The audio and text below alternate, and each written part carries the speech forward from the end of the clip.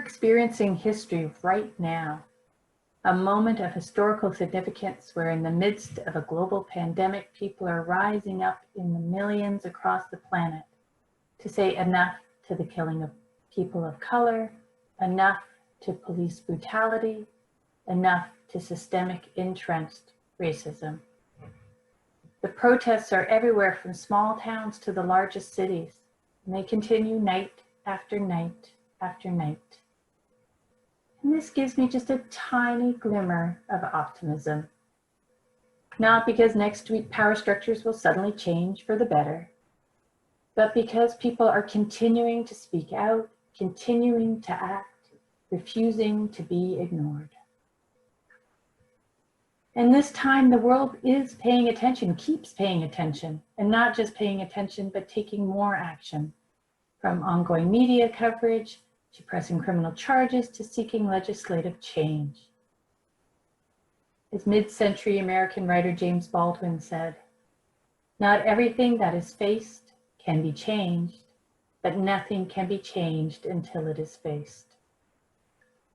Nothing can be changed until it is faced. And so now is this time for those of us who are white to face the truth that we benefit from structural racism, and that our privilege comes at the expense of people of color, and that this is just as true in Canada as in the United States. Racism impedes the life of Black people, Indigenous people, and all people of color here in Peel and across the country. Here in Canada, people with names that signal a non-white race or ethnicity are far more likely to be discriminated against in hiring practices. It's harder for people of color to rent a house or a home. It's harder for them to have a mental health issue and get the help they need. Overt racism is still alive and present in Canada. In 2017, a young Black woman who was working at a McDonald's in Fergus, Ontario, had a customer who refused to be served by her. They explicitly asked for a white server. People of color often hear racial slurs, get told to go back where they came from, even though they come from here. And ending systemic racism includes questioning and examining the militarization of police forces. In the past 2 weeks, Canadian police have been involved in the deaths of 2 young women of color who had mental health challenges. And there are many cases across the country of police using excessive force in arresting Black and Indigenous people. Nothing can be changed until it is faced. And so this is a time of reckoning. It's a time to face those difficult, uncomfortable, painful truths of racism and know that change won't come easy. Between the uprisings, the pandemic, climate change, increasing wealth disparity, we are in the midst of a great world crisis. And the bad news is the outcome is unknown. And the good news is the outcome is unknown. The future can be shaped by our intentions and our actions right now. 2 days ago, the Unitarian Universalist Association president, Susan Frederick Gray, wrote an open letter to white Unitarian Universalists. Excuse me. And you can find it in UU World, our online magazine. And she writes, "We need to remember our Unitarian Universalist values in this time. To remember that we are one in creation, one in God, as our Universalist forebears said. We are in this together and we need each other to survive. These are frightening, devastating times. How we show up in this time and where we put our hearts, resources, and commitments will define who we are and what the future holds. We must all find ways to support the uprisings. We must find the sources within ourselves to give us courage in this moment to resist, to risk, to sacrifice for this movement that needs all of us to succeed.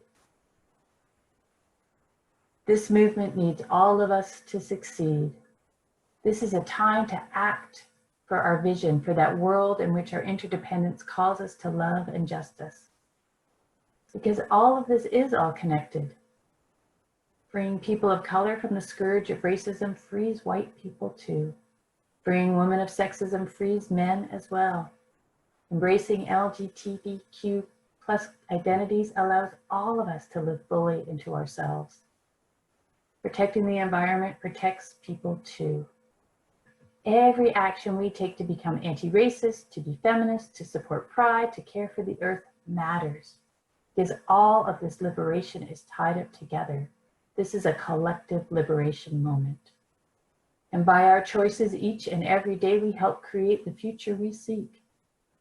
Tiny raindrops make the rain, and this movement needs all of us to succeed. A friend once told me that sometimes when he struggles with anxiety and angst, he turns to his hands. He looks at his hands and he touches them, and once again is amazed by the power of his body and being himself, being able to move and act in the world. His hands bring him back to himself. Our hands are amazing and so powerful. Hands may caress another's cheek or punch a face. Hands may create a work of art or destroy a building. Hands may carry a gun or cradle a baby.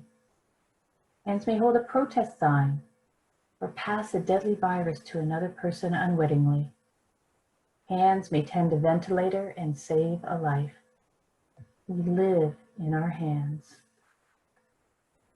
Mark Nepo says, to live in our hands humbles our mind into accepting something other than itself.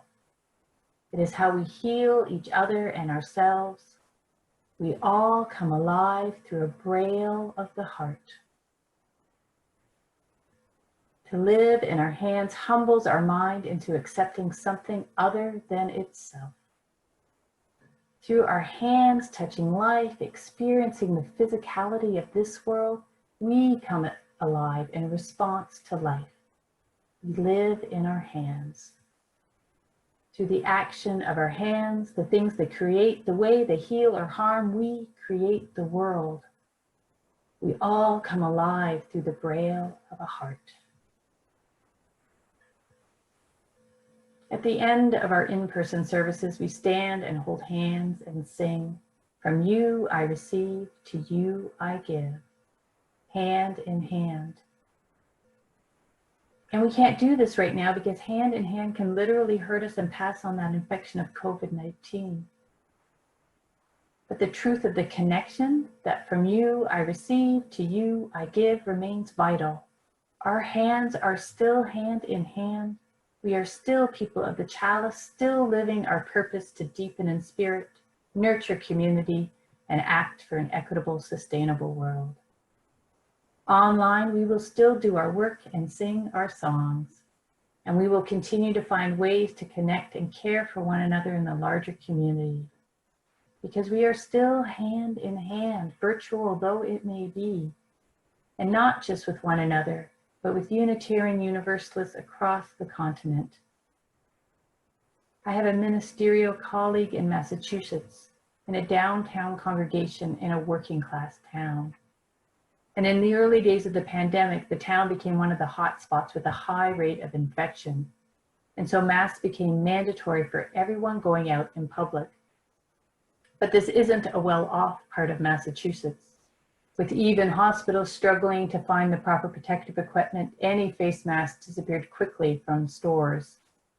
And so it meant that kids who were still engaged in school lunch programs, who could still pick up food, couldn't access that food if they didn't have a mask.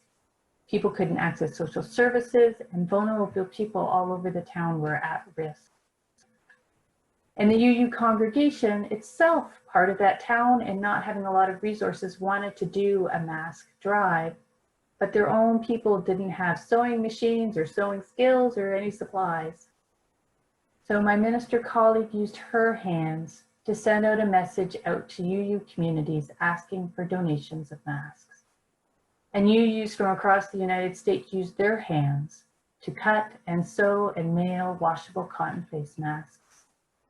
And members of that Massachusetts congregation used their hands to set up tables outside their building on 2 Saturdays and put masks in the hands of anyone in need. And over 500 masks have been given to the local community, and they continue to do this work.